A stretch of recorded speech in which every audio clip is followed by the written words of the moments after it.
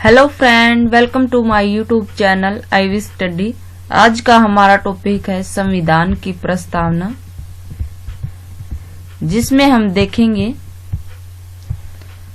प्रस्तावना संविधान का बहुत ही इम्पोर्टेंट पार्ट है। और ये प्रस्तावना है वो एक सार है, संविधान का एक सार है। जो हमारे संविधान सभा के सदस्य थे उन्होंने संविधान के 22 भागों का निचोड़ निकाल करके, सार निकाल करके है वो 15-20 लाइनों में लिख दिया गया है। यदि कोई व्यक्ति है भारत के बारे में जानना चाहे या भारत का उसने संविधान कभी पढ़ा ही ना हो, तो वो सिर्फ प्रस्तावना पढ़ करके उसको एक आइडिया लग जाएगा भारत के बारे में कि भारत की शासन व्यवस्था कैसी है, भारत की जो न्याय प्रणाली कैसी है, भारत में कौन कौन से मौलिक अधिकार दिए गए हैं, इन सब के बारे में उसको एक मोटा मोटा आइडिया लग जाएगा। आओ हम अपनी प्रस्तावना को शुरू करते हैं। हम भारत के लोग भारत को एक संपूर्ण प्रभुत्व संपन्न, समाजवादी, धर्मनिरपेक्ष, लोकतांत्रिक गणराज्य बनाने के लिए सबसे पहले हम इन 5 शब्दों का मतलब समझते हैं। संपूर्ण प्रभुत्व संपन्न, समाजवादी, धर्मनिरपेक्ष, लोकतांत्रिक, गणराज्य। ये 5 वर्ड हैं वो हमारे देश का नेचर बताते हैं, हमारे देश की प्रकृति बताते हैं कि हमारे देश का नेचर कैसा है। संपूर्ण प्रभुत्व संपन्न, संपूर्ण प्रभुत्व संपन्न का अधिक मतलब है कि हम अपने निर्णय है वो स्वयं ले सकते हैं, अपने आंतरिक और बाह्य निर्णय है हम खुद ले सकते हैं, हम किसी के दबाव में नहीं हैं, हम पूरी तरह से स्वतंत्र हैं। इसका मतलब है ये। आगे समाजवादी, समाजवादी का मतलब है, वैसे तो समाजवाद है वो कार्ल मार्क्स की देन है, कार्ल मार्क्स की विचारधारा है, लेकिन जो कार्ल मार्क्स का समाजवाद है वो वर्ग संघर्ष से संबंधित है। उसमें 2 वर्गों का संघर्ष है वो बताया गया है। और जो ये समाजवादी वर्ड है इसमें है वो पूरे समाज का हित के बारे में बात की गई है कि पूरे समाज का हित हो जहाँ पे। आगे है धर्मनिरपेक्ष। धर्मनिरपेक्ष का मतलब है कि हमारे राज्य का या हमारे देश का है वो कोई धर्म नहीं है, हम सभी धर्मों का है वो सम्मान करते हैं। आगे है लोकतांत्रिक गणराज्य। लोकतांत्रिक का मतलब डेमोक्रेसी को अपना लिया है हमने। लोकतंत्र में क्या होता है कि जनता द्वारा चुनी हुई सरकार है वो शासन करती है। और अब्राहम लिंकन की वो लाइन बहुत ही प्यारी है कि लोकतंत्र के बारे में, कि लोकतंत्र है वो जनता का, जनता के द्वारा जनता के लिए किया गया शासन है वो लोकतंत्र होता है। आगे गणराज्य। गणराज्य का मतलब क्या है? रिपब्लिक, यानी हम हमारे जो पद हैं हम वे वंशानुगत नहीं है, सभी है वो निर्वाचित है। जो राष्ट्रपति का पद है, सबसे बड़ा पद राष्ट्रपति का पद, वो भी निर्वाचित है। हमने इन 5 वर्ड का मतलब समझ लिया है। संपूर्ण प्रभुत्व संपन्न, समाजवादी, धर्मनिरपेक्ष, लोकतांत्रिक गणराज्य बनाने के लिए उसके समस्त नागरिकों को, जो भी भारत में निवास करते हैं वे सभी नागरिक, उनको सामाजिक, आर्थिक और राजनीतिक न्याय, इन तीनों वर्ड का मतलब समझते हैं कि सामाजिक न्याय, आर्थिक न्याय और राजनीतिक न्याय। सामाजिक न्याय का मतलब सभी लोग है वो समाज में समान दर्जा दिया गया है, सभी को, किसी के साथ है कोई भेदभाव नहीं किया जाएगा, सार्वजनिक स्थानों पर किसी के साथ कोई भेदभाव नहीं किया जाएगा, सभी को सामाजिक न्याय है वो मिलेगा। आगे है आर्थिक न्याय। जितनी आर्थिक गतिविधियां होंगी, आर्थिक नीतियां बनेंगी, उन सभी का लाभ सभी को होगा। आगे है राजनीतिक न्याय। राजनीतिक न्याय में 18 साल से ऊपर सभी व्यक्तियों को, चाहे वो किसी भी लिंग, जाति, धर्म से संबंधित हो, वोट देने का अधिकार है। वोट देने का अधिकार है और इसके साथ साथ चुनाव लड़ने का भी अधिकार है।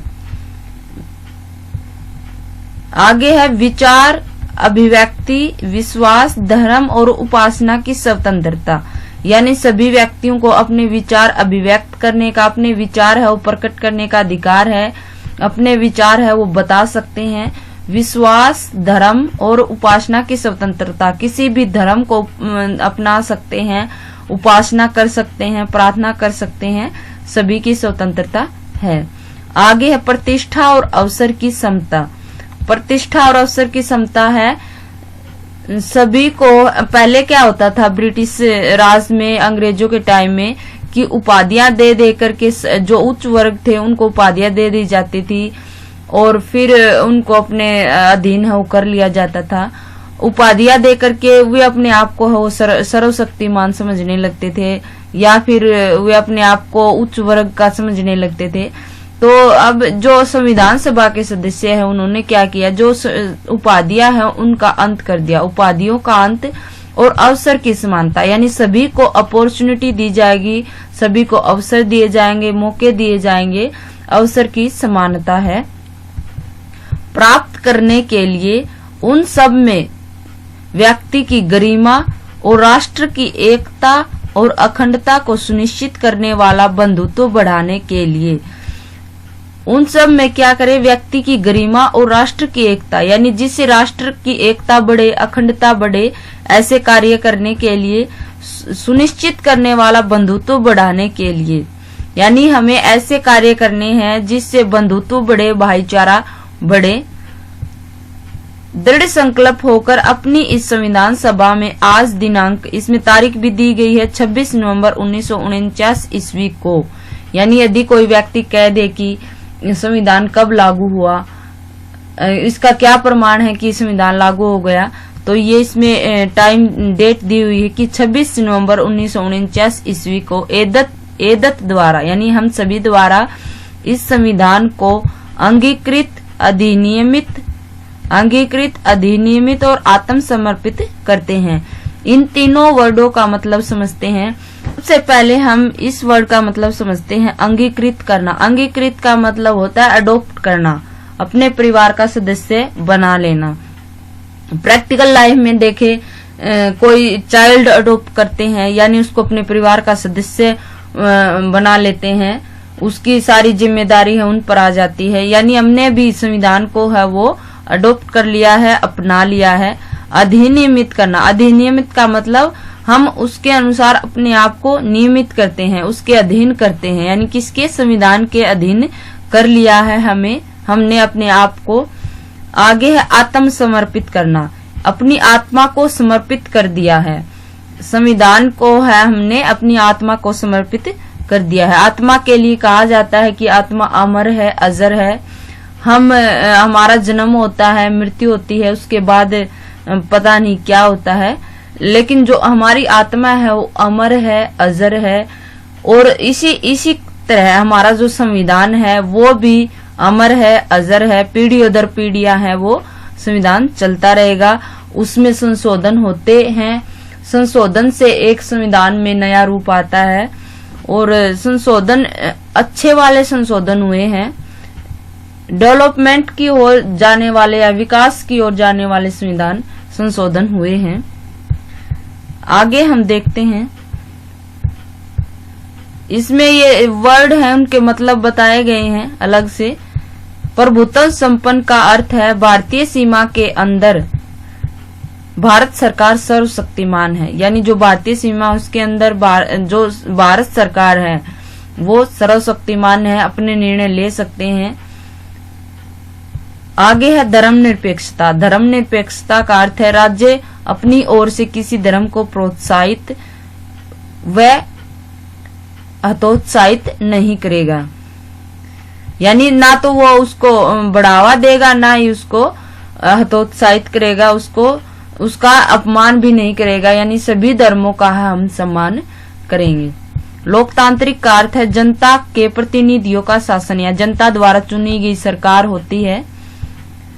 ये वेरी इंपॉर्टेंट है। केशवानंदन भारतीय बनाम केरल राज्य के मामले में 42वें संविधान संशोधन के तहत समाजवादी, धर्मनिरपेक्ष और अखंडता, ये तीन वर्ड है वो, ये तीन शब्द है वो जोड़े गए थे। जो संविधान की प्रस्तावना है उसमें एक ही बार संशोधन हुआ है और ये हुआ है 1976 ईस्वी में 42वें संविधान संशोधन हुआ था, उसमें हुआ है। और इंदिरा गांधी की सरकार थी उस टाइम। समाजवादी, धर्मनिरपेक्ष और अखंडता, ये तीनों वर्ड है वो जोड़े गए हैं।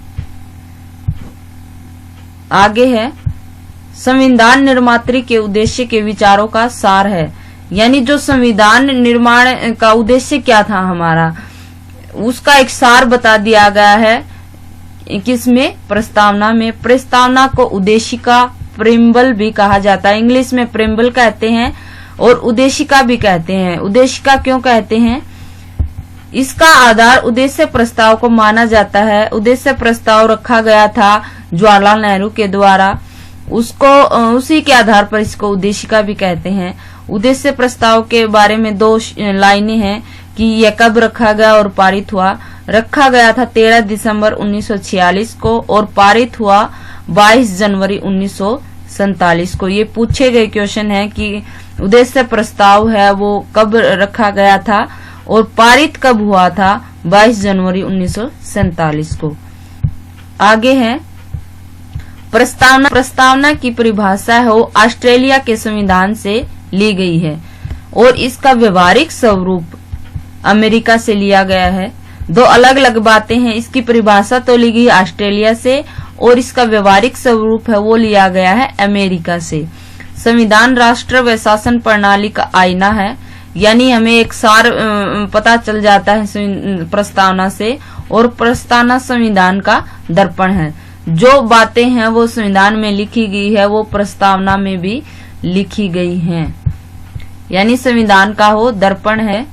ये भी क्वेश्चन आ जाते हैं कि प्रस्तावना को संविधान की आत्मा किसने कहा है? ठाकुर दास भार्गव ने है वो संविधान की आत्मा कहा है प्रस्तावना को। पहचान पत्र की संज्ञा दी है। प्रस्तावना को पहचान पत्र की संज्ञा किसने दी है? N.A.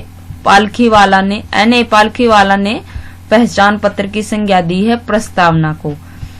प्रस्तावना को संविधान की जन्म कुंडली या होरोस्कोप कहा है K.M. मुंशी। कन्हैयालाल माणिकलाल मुंशी है वो, उन्होंने जन्म कुंडली कहा है प्रस्तावना को। Thank you so much. And video अच्छी लगी हो तो प्लीज लाइक, शेयर एंड